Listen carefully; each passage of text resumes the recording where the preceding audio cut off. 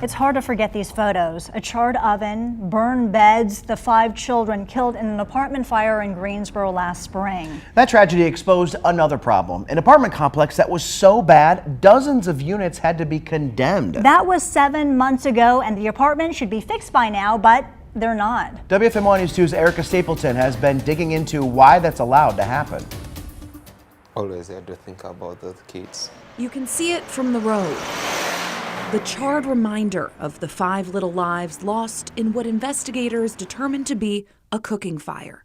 It's too hard. It's too hard. The pain is still there, even if the rest of the community is not. The fire put the complex at the corner of Cone Boulevard and Summit Avenue under the microscope, and through that lens, the city found more than 800 code violations. Okay, no problem. Luis Mashango is from the Democratic Republic of Congo and was living at the apartments as this all unfolded. The management was poor. So were conditions, according to those who were inside. You would automatically see that there are hazardous conditions with the ceiling sinking inside of the kitchen, with the mold all over the kitchen and water all over the floor. This team from Guilford College spent the summer on apartment grounds. They even set up a complaint system to help the many immigrant families living there who spoke little or no English. We saw broken windows, roach infestation, roaches, we saw rats, we saw all these different things. And we took pictures of them. We still have those pictures, and when we documented them, things were not addressed. So we saw all of that, and we saw that for weeks. By August, when things weren't fixed, the city condemned 41 units, forcing the many immigrant families to uproot their lives once again. Where are we gonna move? The families had by mid-September to move out, a definite deadline, while another wasn't being met.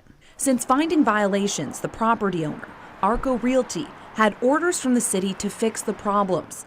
Those repairs were supposed to be done by July, but when they weren't, Arco asked for an extension and the new deadline was set for August. When that wasn't done, the city condemned the units, offering more time for repairs while renters had to move out for their safety. We try to be fair, firm but fair. In November, Arco went before the city's Minimum Housing Commission and was given another deadline for the property to be up to code by February. The city says as long as the owner is making progress, there's usually reason to keep extending the deadline.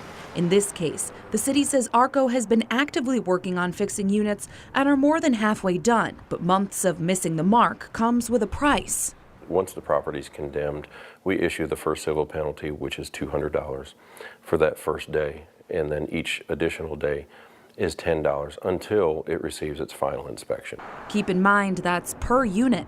I pulled the city records for Arco and all names associated with the company.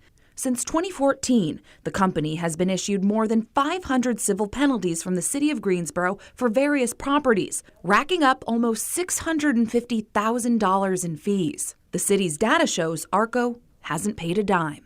I asked how many chances landlords get, especially those with properties that have been condemned multiple times. Is there any way the city can prevent that cycle from happening? They're responsible for their own actions. It's their property. They have to maintain it in a safe and healthy manner. Properties like the ones at Summit Ave actually do have value to the city, as long as they're up to code. It's potential for affordable housing. The city would rather have landlords fix the property than scrap it. So if we just continually go in and push the demolition, we're just going to have a lot of vacant lots. As for Luis, he's still in touch with many of the families who relocated. He says for the most part, they're doing better. I'm talking to him in his new apartment, where he says management is quick to respond and the problems are far fewer. I asked if he'd ever go back to the Summit Ave apartments when they're back up to code. For me, Summit, He tells me about a lesson he learned growing up. If you get bit by a snake, you don't trust it, even if it shows good grace. Even if they're asking me to go there, it will be for free. I can't be there. I can't.